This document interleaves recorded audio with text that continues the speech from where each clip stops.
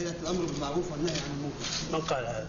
رفض مجلس الشورى تقديم دعم، كانوا طالبين افتتاح مراكز جديدة، طالبين زيادة 20% في العمل الميداني. ما أعتقد أنها صحيح. مستحيل أن مجلس الشورى ما يدعم الهيئة. أحد أعضاء مجلس الهيئة مدعومة من كل الجهات. سمو الأمير الأمر فيما يتعلق عليك تكمل. أحد أعضاء مجلس الشورى أحد أعضاء ليس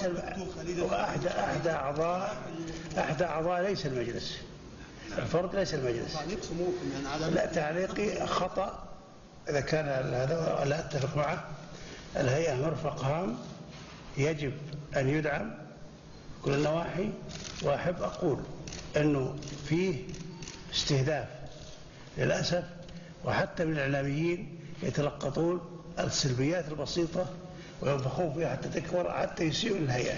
هل لا يعلمون هؤلاء أن الأمر بالمعروف والنهي عن المنكر أنه ركن من أركان الإسلام؟ الله عز وجل يقول: والذين إن مكناهم في الأرض أقاموا الصلاة وآتوا الزكاة وأمروا بالمعروف ونهوا عن المنكر. فإذا كنا مسلمين يجب أن نعرف هذا، وإذا كنا معنا مسلمين فليس هذا وطن غير المسلمين.